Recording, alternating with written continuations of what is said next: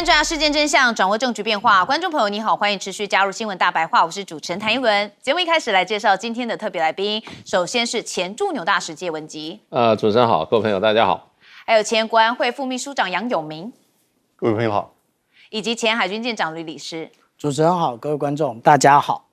好，观众朋友，大家还记得吗？川普原本说最后通牒是在台湾时间的今天早上8点钟哦。好，那当然哦，结果睡完一觉之后啊，这世界还是一样的哈，我们还是很平稳哦。好，因为啊，川普在台湾时间的早上6点32分哦，在他的社群宣布双方要停火2周。好，当然有人就还好哦，没有发生更严重的冲突。好，但我们要看到啊，其实在这一场说停火之前，伊朗这边哦，其实轰炸还是不断。好，他们在昨天的时候就有进行是他们真实承诺4第99轮行动，也打击了美以多个目标。我们看到相关画面哦，当时他也有公布，他们说对于波斯湾跟赫姆兹海峡的美国基地跟目标，以及巴勒斯坦被占领土地内的军事力量跟指挥控制中心实施了打击。好，伊朗的革命卫队啊也特别讲说，如果美国超越了红线哦，伊方就会回应超越地区的范围。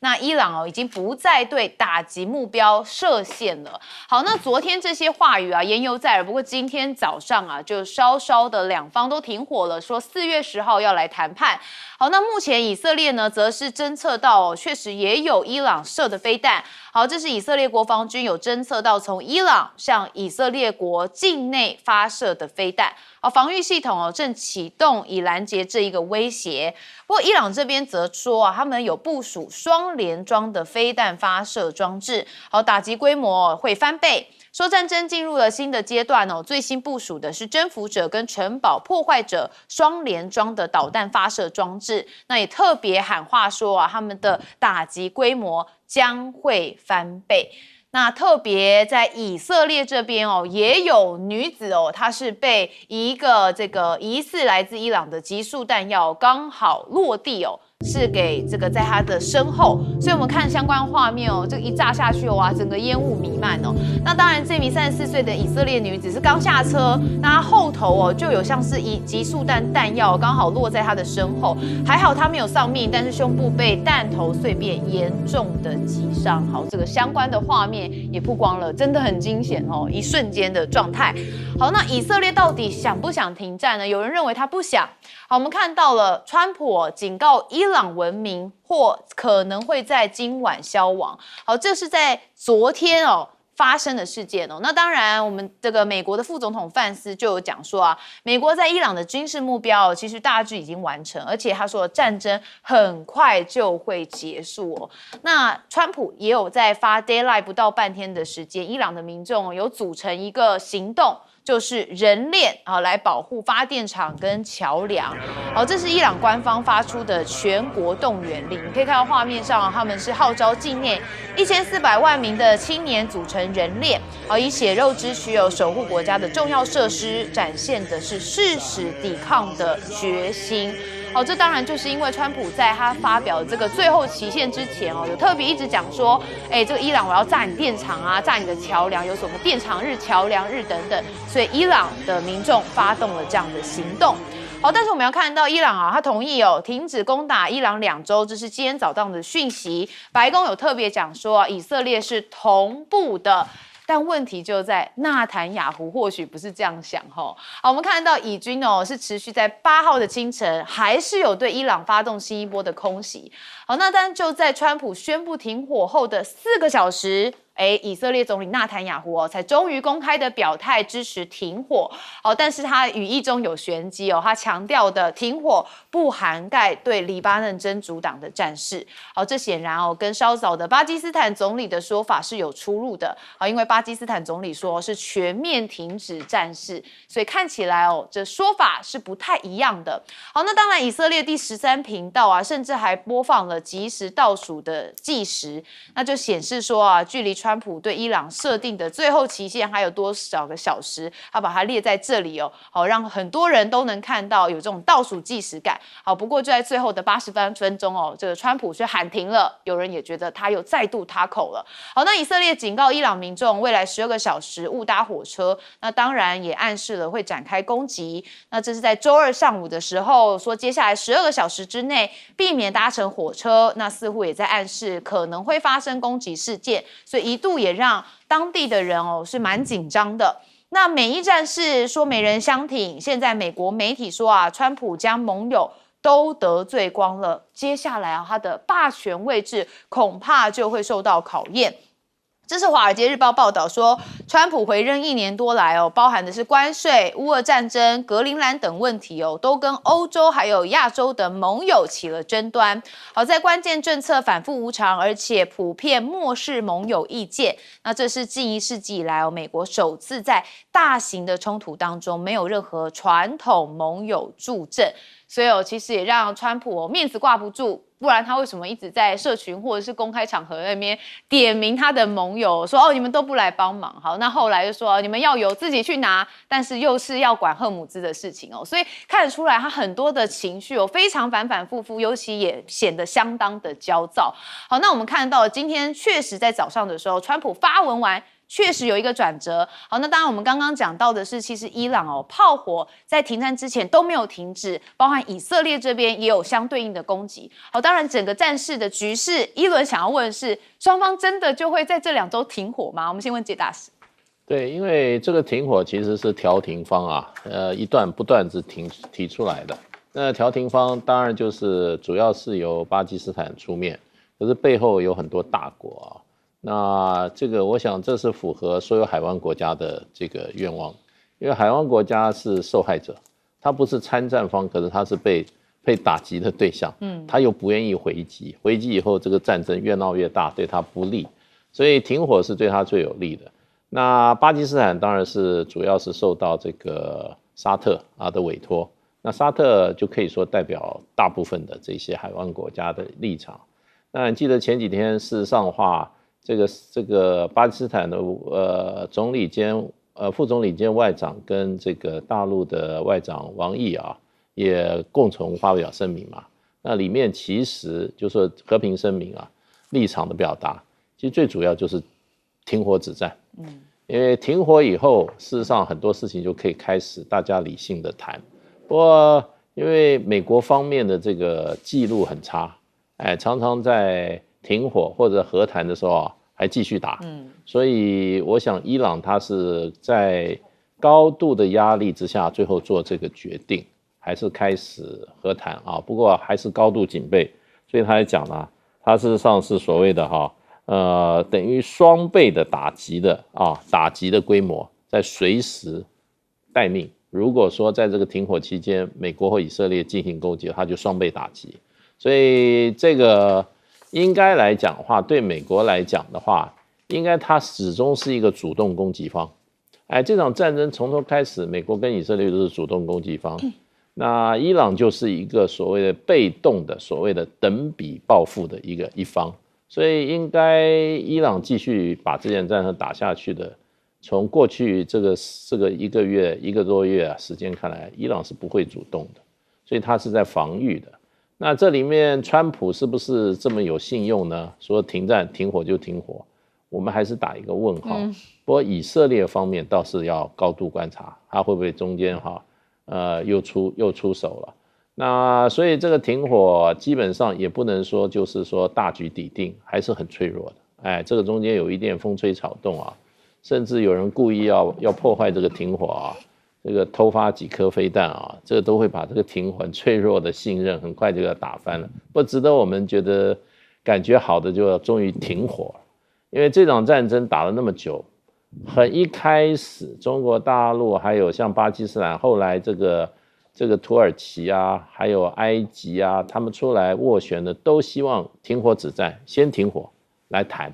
那终于经过了一段时间终于停下来了那你看这个停火的效果有多大？我们台湾的股票今天不是也就是大幅回大涨，日本、韩国、香港全欧股票都在涨。我想美国的股票也会大涨的啊。那所以这个其实是符合大家利益的。那符不符合伊朗的利益，符不符合美国利益？你只能说现在是符合这双方的利益的，因为伊朗被打的事实上也打得很惨了。那美国事实上的话，在伊朗封锁赫尔姆兹海峡，甚至会企图升高这个战事的情况之下，油价一直往上涨，川普总统也受不了，所以美国也不能够再继续加码的情况之下，那这个赫尔姆兹海峡的问题不解决的话，这场战争对川普越来越不利，所以只可能说停火就是对双方有利，不可能只对一方有利。那未来的谈判，我认为会使这场战争逐渐熄灭下来，逐渐淡化熄灭下来，可是也不能保证。那不过这是一个好的开始。对，不过我们知道伊朗现在对于美国是完全的不信任，所以该怎么谈？还是一个这个更大的考题哈。永明教授怎么看？其实我们在这个节目也讲了很多次了，这个战争不能再打，也打不下去，因为第一个打到现在为止双方其实都有点精疲力竭。美军从上一次的那个抢救雷恩大兵就看得出来。为了救一个飞行员，结果又掉了几架飞机，所以就是说，伊朗它的地形的那种优势叫高原堡垒啊，那你进去其实你要出来就不容易，因此双方都有点精疲力竭。伊朗这边当然，他目前为止已经死亡超过2600人，受伤也超过25000人以上。当然，经济停电、网络一直到现在为止，从2月28号到现在都停的。所以双方都精疲力竭，你要再打下去，第二个原因，那个严重的后果是难以想象，因为那就是玉石俱焚的相互毁灭。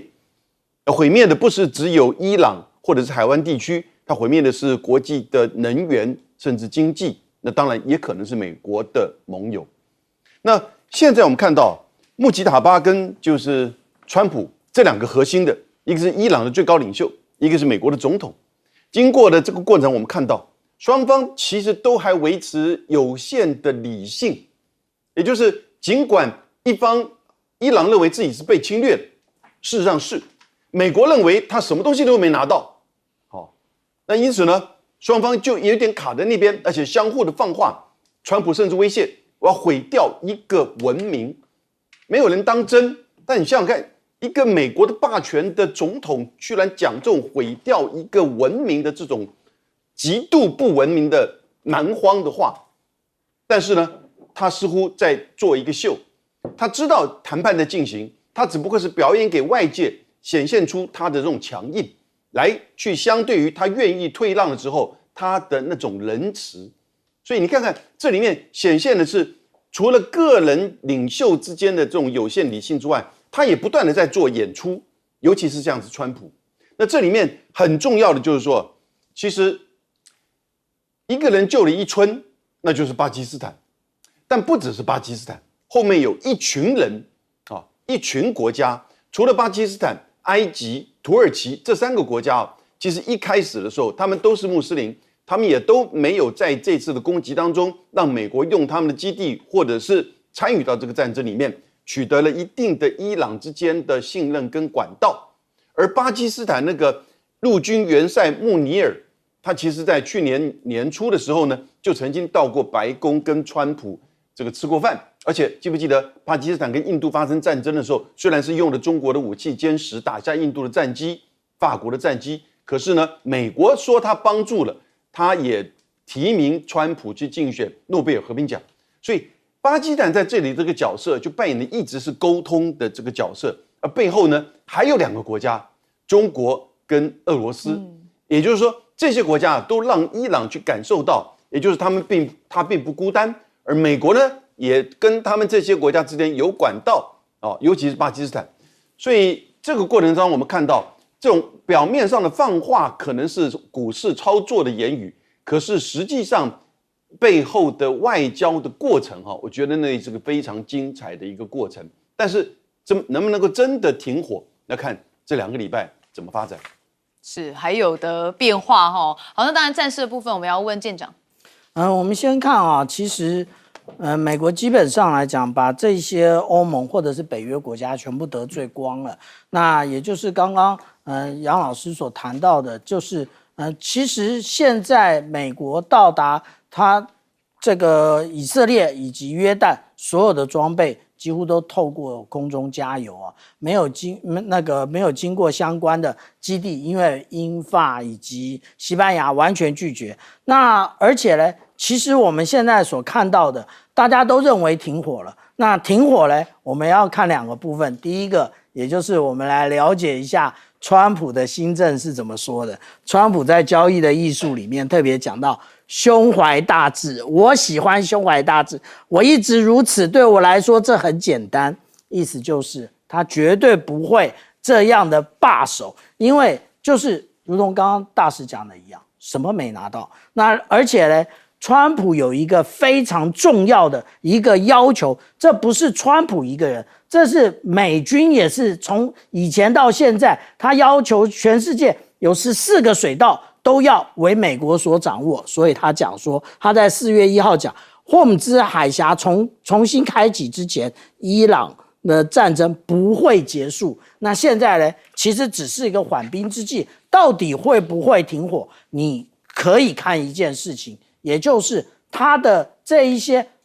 投射的兵力有没有要退的一个感觉。他有要退吗？美军有要退吗？那我们先看一下啊，大家都认为福特号马桶不通，而且又失火，但是呢，他已经在4月3号从离开克罗埃西亚恢复作战行动了，所以已经是第2个航空母舰打击群。第一个是躲在这个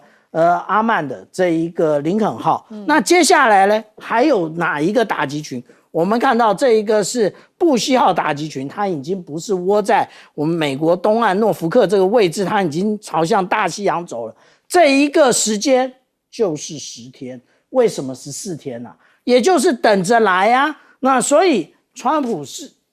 我个人的研判呢，也就是缓兵之计。而且我们接下来看啊，之前我特别提到了一个兵力叫做迪利波里号，它的一个远征部队。那个其实少一艘船，少哪一艘船呢？其实我们一般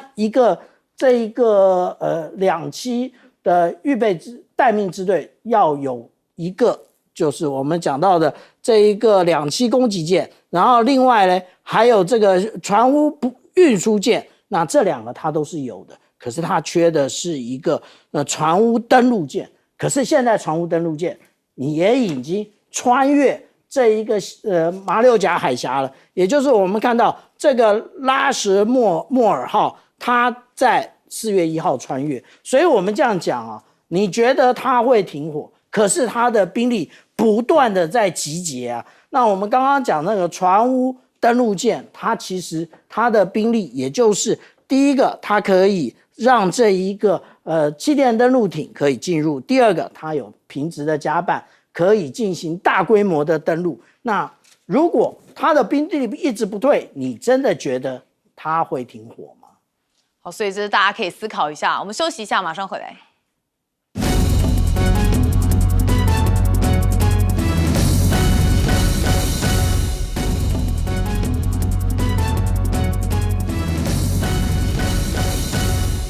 好，其实，在川普最后通牒截止之前其实美方是有行动的，也有很多人本来看到这场行动，认为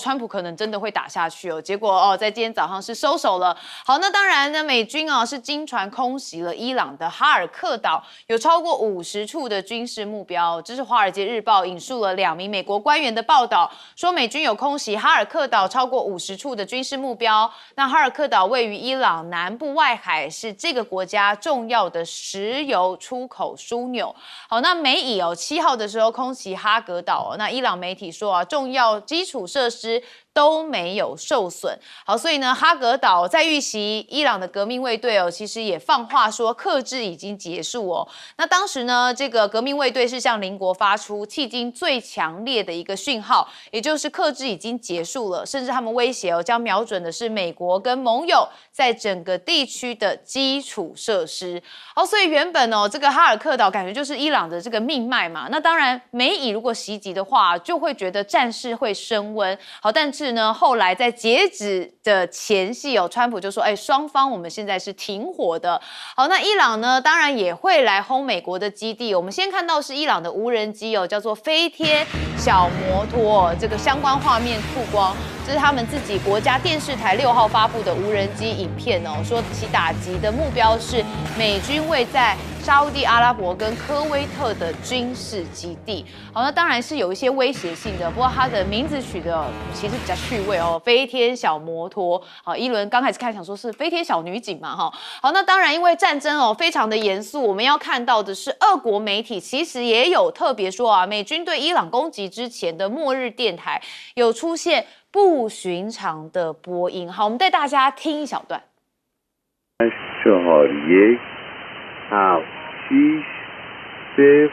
其实我没有办法解读这个到底在讲什么，因为它应该是什么特别的密码好，但是我们可以看到这非常不寻常那俄罗斯的真理报的报道是说，这个 V3的末日电台出现了这个播音，很不寻常。好，在美以对伊朗发动军事行动后，大约12个小时是突然出现，那并在短波大约是7910千赫的频率上来播放讯号。好，那报道进一步也推论说 V32是美国可能运作的一个间谍广播。那试图煽动伊朗内部的反政府力量。好，但是这些说法多建立在未经证实的假设上头。好，但是因为有这个音档出来，我们还是给大家来听一下这个目前的状态。好，那我们看到美国副总统范斯他其实有特别讲到一句话，他说他们手上还有一些工具还没用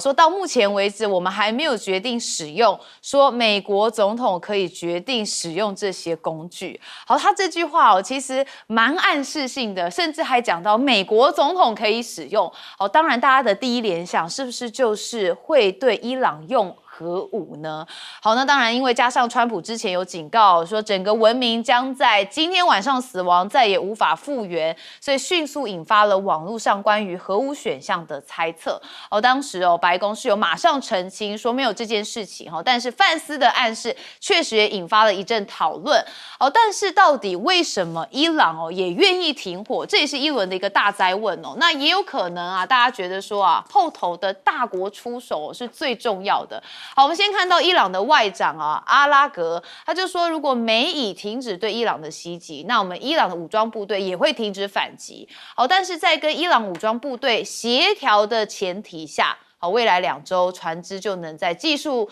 这个限制允许的前提之下，安全通过荷姆兹海峡。好，所以大家有发现，伊朗的外长对于通过荷姆兹海峡的部分，他给了一个前提，也就是要跟伊朗的武装部队协调还有这个技术限制允许有这些前提之下，所以恐怕还有一些变数啦好，那当然中俄在联合国这边其实有联手否决一项事情，就是4月7号他们就最新一版针对保护荷姆兹海峡航运决议草案来进行表决。那这个草案其实已经删除了可以动用武力的措辞，但是中俄仍然以破坏谈判机会为由，对该草案动用了否决权。那甚至现在停火协议内容有一个大家也蛮关注的，就是荷姆兹海峡的过路费到底谁收呢？现在说伊朗跟阿曼是共同的来收，是允许这2国一起来收取过路费。好，那伊朗提出的10点停火方案，波斯语的版本其实有对浓缩铀议题留一手。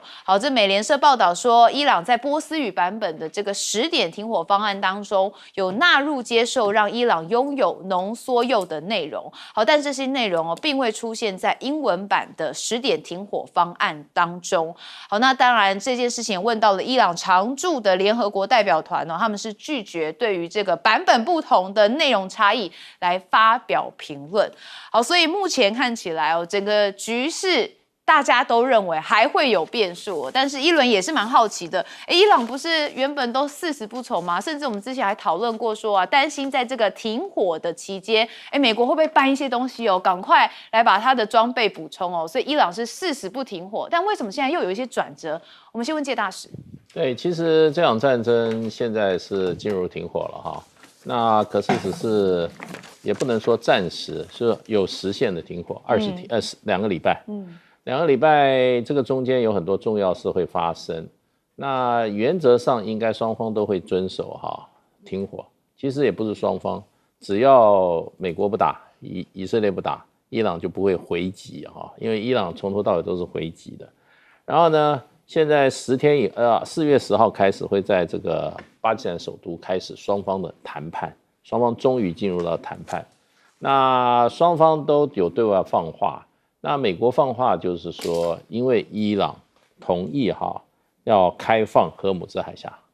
也就是说给你2周时间，你要同意开荷姆兹海峡。可是伊朗呢也提出了一个10点和平计划方案，虽然现在刚刚讲它版本这个不同的波斯语跟这个英语之间可能有点出入不过这是小事，大事就是美国方面也认为你提出这个10点和平方案美方是认为是愿意讨论，愿意讨论，所以这是双方都各退一步的情况之下，那才会有今天这个停火。那这个从4月10号开始的这个谈判，我觉得也不会那么简单。可是呢，这是一个好的开始，因为双方的谈判标的已经是相当的清楚了，相当的清楚。你这边伊朗这边你要开放荷姆兹海峡，那美国这边你要跟我讨论伊朗提出来的这10点和平方案，所以双方都各有所求，而对方也都基本上原则愿意进入讨论，所以呢，这个谈判看起来也不是完全没有达成这个目标可能，因为谈判基本上都是取乎上得乎中嘛，那最后当然双方会有一个妥协，会不会说谈了半天以后10天以后又打起来了，也有可能，也有可能。不过，这个对已经1个多月的双方的战局来讲，是一个突破性的发展。那显示美方也打累了，伊朗也打累了，大家要谈一下。那不过历史上很多的冲突，最后都是谈打，谈，会不会再恢复再打起来？不排除那会不会再有大规模的冲突？可能也不会，规模不会再升高了。因为这件事情，这个战争一直没有升高，因为它如果升高的话，对整个的国际局势、经济局势，还有美国国内现在川普最担心的所谓的通货膨胀，都会产生很直接连带的效果。所以你看，这个关键还是在那个油价，那这个消息一出来了，股市大涨，还有一个油价大跌。所以就美国的考量关键还是在那个油，那所以关键还是在荷姆斯海峡，我们就期盼希望这个战争能够赶快结束吧。我们这样子，我们的塑胶袋也不必加钱买了。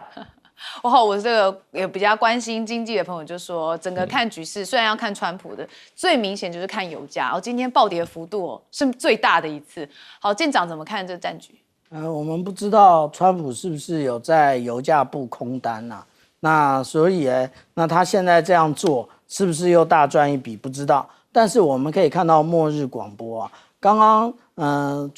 主持人说其实听不出来他在讲什么，对，听不懂。其实他要透过解码器你才听得懂他在讲什么，而且解码器出来他还要再变码一次，那这个你必须要有这个变码本那所以这个过程很复杂，所以他才能保密，所以我们才听不懂。对，那至于说我们讲到这个飞天小摩托那也就是见证者136，之所以为什么大家这么爱用从我们讲到说从俄乌战场一直用到我们现在看到伊朗攻击这些海湾国家，其实都用飞天小摩托，那连美国都仿照这个见证者136，它叫做 Lucas， 也就是其实因为它的成本低廉，而且呢它不容易被侦测到，然后它所使用的都是民间就可以找得到的，那这才是大家喜欢用的原因啊。那至于说我们讲到说这一个有关于哈尔克岛的部分呢，哈尔克岛的如果沦陷也不是第一次啊，在这个2伊战争的时候，其实伊拉克有占领过这一个哈尔克岛。那但是呢，后来这一个我们看到伊朗把它夺回来，所以伊朗是很有经验的，到底要怎么样布防，怎么样那个未来怎么样反攻，它是有一套的。那这一套到底是什么呢？其实我个人认为啊，美国最担心的，也就是上了哈尔克岛之后变成空城计了，里面什么都没有，然后也没有人抵抗，然后呢，可能有一些那个地雷让你踩一踩，然后其他什么都没有，然后等你的人慢慢都集中之后，他的飞天小摩托来了，他的弹道飞弹来了，然后呢把你围着打，那个就糟了，引军入瓮。对，那至于说我们讲到有关于这一个霍姆兹海峡啊，霍姆兹海峡现在是这个样子，也就是以前我们走的路是走在中央，然后它其实是有分道通航制的，也就是当你要穿越从东往西的话，你要走北边的航路，然后你如果说从西往东的话，你要走南边的航路。那但是呢，现在已经走到这里，他要求的走到这里，也就是从格什姆岛这里接近，非常近的，然后在这个霍姆兹岛以及拉拉克岛这里中间穿越，他要确认你这个船，而且他要核对你的 AIS 系统，还有你的船名、你的载货，还有你的船员名册，他为什么要对那么多？也就是因为他要确定你的国家，而不是在 AIS 通通换一个名称而已。好，有明教授怎么看？就在昨天，就是联合国安理会，巴林提案，美国、英国、法国都支持，后来是11-2:2，那2票弃权，2票是投否决票，那就是中国跟俄罗斯，包含美国跟巴林这些国家都想要通过这个决议案，但是我觉得那个就是一场秀。这个决议案什么内容呢？他说就是要求各国可以采取防卫性的作为，来使得赫姆兹海峡维持自由且安全的航行。这叫防卫性的作为是什么意思？如果这个案子通过，就表示什么？就美国跟以色列跟各国就可以开始联合国授权，你可以采取武力去确保赫姆兹海峡通行。那怎么样确保？包含攻打整个伊朗啊。如果这个案子通过的话，但是这个案子当然不会过，因为中国、俄罗斯一定会拦下来。可是为什么要在谈判的最关键的前一天，他要到联合国去闯关？其实这就是一边在进行谈判的过程，一边川普在放话，另外一边他的军事也持续的在炸哈尔克岛，然后呢，以色列强化对伊朗以及就是黎巴嫩真主党的攻打，同时呢，到联合国要去寻求这样一个诉求，也就是说，美国跟西方各国跟海湾各国就呈现的是全面性的，要去告诉伊朗，我现在跟你要全面摊牌，如果你不接受停火，那则我们就可能会采取一些作为，甚至到联合国。可是他都知道中国、俄罗斯会拦下来，所以这整个过程哦，与其说是伊朗跟这个穆吉塔巴跟川普之间的这种理性的拔河之外，其实也是美国跟中国、俄罗斯的大国之间的拔河，因为这里面牵扯到这里面整个的中东的地缘政治、能源，还有就是美国在这边是不是能够整个掌控赫姆兹海峡？那现在倒过来，其实因为伊朗拥有地缘、军事以及赫姆兹海峡掌控的这种不对称优势，美国吞不下去、拿不下来，只好用这种方式来去迫使伊朗看一看是不是能够接受考虑美国的这个停火的协议，而后面呢，中国跟俄罗斯的强力的支持，不要忘记中国跟巴基斯坦也通过了5项的倡议，其实表示对伊朗的在这一次的停火的协议上，它是采取支持的。这里面中俄跟美国之间的拔河，我觉得是另外一场精彩的大戏。好，我们休息一下，马上回来。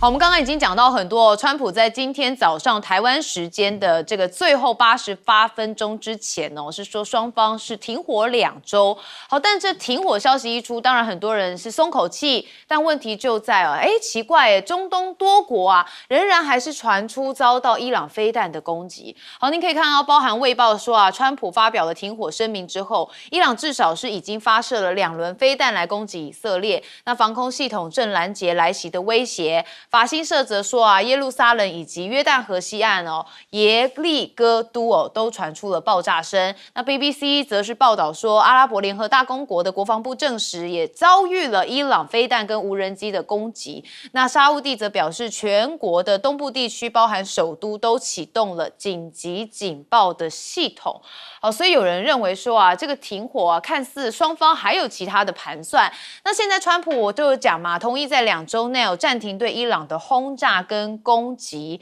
那为期是2周。那也说啊，这个安排将构成的是双向停火。那伊朗的最高国安委员会则说啊，接受2周停火，美国同意10点方案啊，说啊，我们两方10号的时候要来谈判，谈判的地点就在巴基斯坦的首都伊斯兰马巴德来展开谈判。那伊朗的官方媒体随即也强硬的发声说这不意味着战争结束。他说我们仍然掌握着战争的主动权，如果敌人犯下了哪怕最轻微的错误，我们都会全力的反击。那可见伊朗也没有放下心他还是很警戒的在准备这场战事。那现在川普同意对伊朗停火2周，纽约的原油期货价格暴跌超过了15%。好，所以你可以看到这场战局确实也让中东军事冲突的担忧显著的缓解，所以马上这轻质原油的期货价格就暴跌了超过15%。好，那美国现在呢，到底要如何啊？我们先看到川普之前在这个截止日前还讲了一句大狠话，说今夜将有文明灭亡说永不复返，而且彻底全面的政权更迭那截然不同。是更聪慧、更理性的思维已占上风或许有些革命性质、令人赞叹的事情发生。他说：“谁知道呢？”但是其实美军也有出手，因为他们还是有炸了伊朗的2座桥梁，这是伊朗证实的，而且还波及到了铁公路。那这个铁路桥遭袭其实也有造成2人死亡，还有3人受伤那这个部分让伊朗这边也有发出声明。好，那我们看到不满川普放话威胁，伊朗现在也切断跟美国直接的外交管道。好，这个是在川普设定的期限逼近的前夕啦。那双方有被《纽约时报》报道说，其实有暂停直接接触。好，所以原本大家预期说在谈判的进程上面是增加了难度，甚至一度还传出伊朗取消了巴基斯坦调停的美伊间接谈判所以你可以看到，在整个战事上面讯息非常多这个也有一点不知道哪个放话才是对的但不过我们现在看到的是双方有希望能够谈好，但是我们现看到是川普不是还说什么今夜会有文明灭亡吗？哇，这让教宗梁14世说其实听到这种威胁伊朗的人民令人无法接受。他说这涉及的是国际法的问题，也是道德问题那袭击民用基础设施违反了国际法，也体现人类所能犯下的仇恨、分裂还有破坏。那最后我们来分析一下，到底美国的战局赢了还是输了？川普当然说自己赢了，但是呢，有人认为这伊朗看起来美国是败局已定，因为呢，美国打与不打这场战争的结局都已经定了，就是最后将以美国的失败结束。只要伊军有能力继续的进行报复性的打击，这场战争就无法短时间内结束。当然，美军是消耗不起的。好，所以你可以看到相关的分析认为其实川普什么都没拿到而且打了38天其实自己也蛮疲累的。好，我们先问介大使怎么看？对，我想这些都是后续，这些都是停火一些枝节的问题那最主要消息还要看以色列说被打，以色列政府怎么说？这个卫报或者媒体你应该引述说以色列政府证实，以色列政府如果都没有的话，那就怎么讲呢？就你只能听听算了，而且这2个报道也有很大的差异。那法新社说听到爆炸声，那可是在卫报就说有2轮飞弹攻击，所以这个报道就有很差距。不过我觉得这些目前在这个战火中啊，很多还是要以官方的，甚至官方的都只能参考，还是以官方的为准啊。那当然啦，就是说，停火以后会不会再攻击？我告诉你一个历史的事实，我以前工作的时候啊，有这个德国这个对象是德国人，他是汉堡人，他跟我讲一个故事，我都从来没听说过。他说汉堡啊，这个德国北方的大港啊，在2次大战德国宣布投降以后，英国派轰炸机把它彻底炸毁。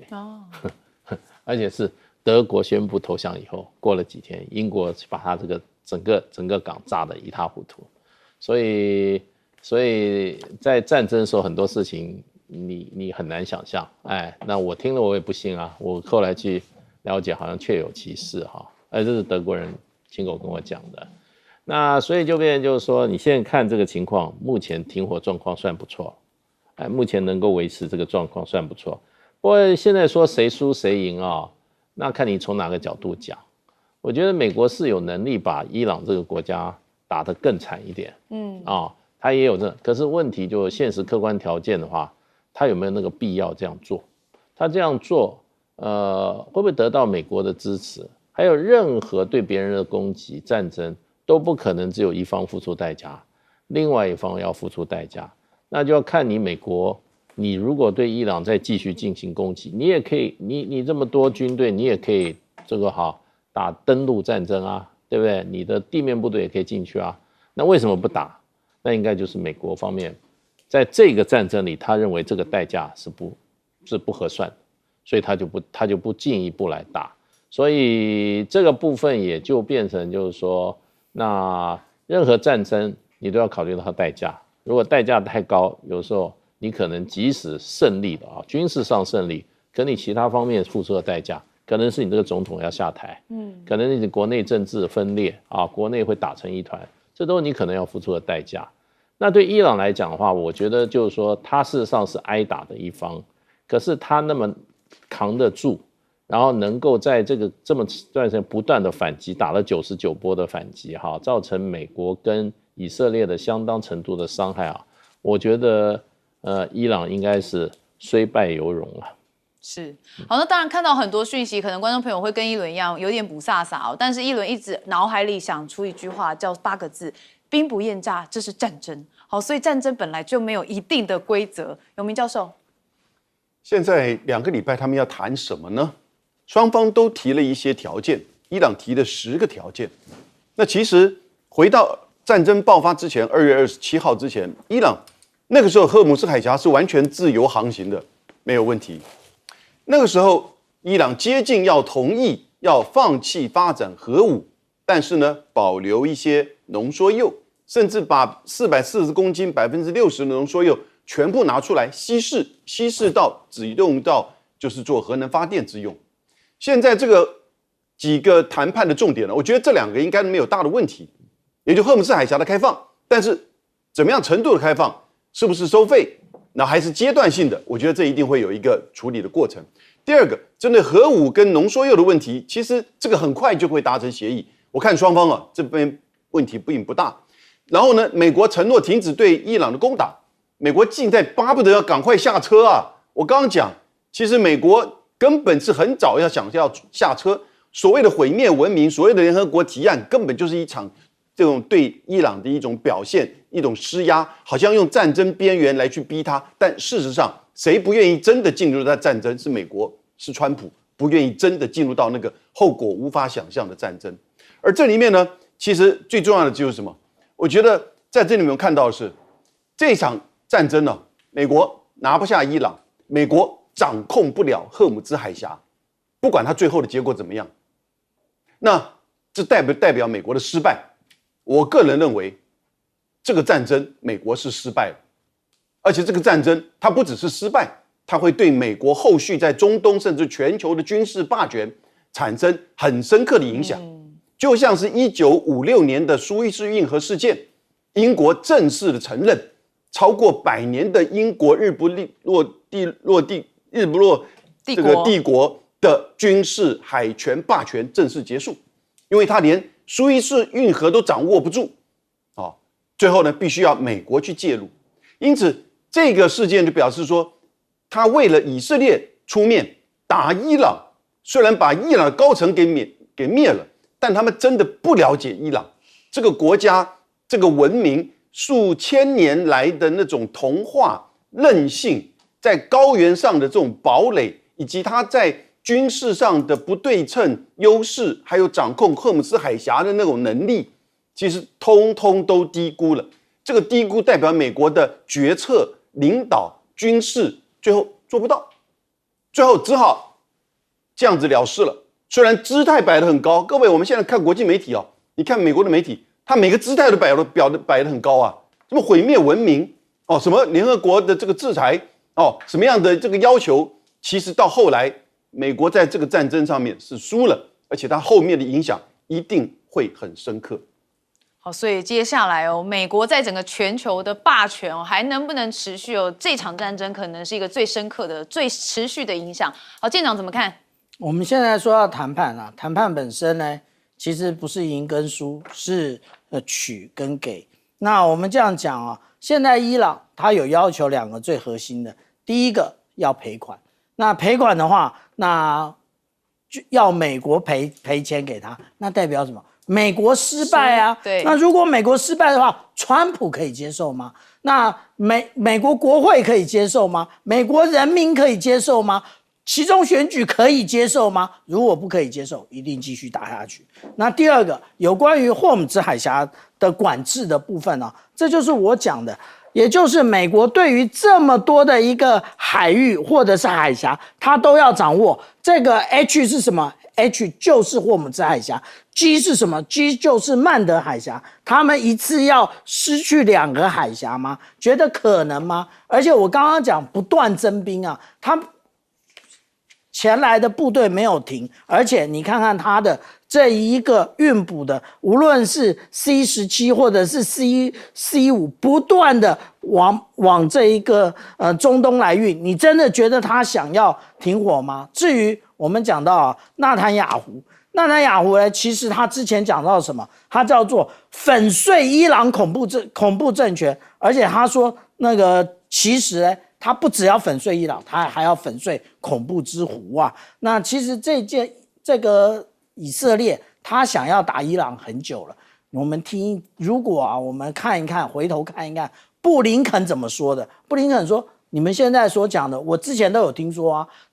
这之前纳坦雅胡就是这么说的可是美国都不相信，当时的拜登政府都不相信，所以没有上当，没有去打他。但是现在遇到了川普愿意打了。那至于说现在大家抬出国际法来讲就讲国际法好了。这一个纳坦雅胡，他在这个国际刑事法院违反了这个违反人类罪以及战争罪，他有事吗？他完全没事所以这一个完全只能够制裁小国。你说以色列也是小国但是他后面大哥是大国美国是大国所以他到美国有没有问题？没问题。他到联合国有没有问题？联合国把他抓起来吗？也没问题。他还到联合国大会去进行演讲。所以我们应该这样子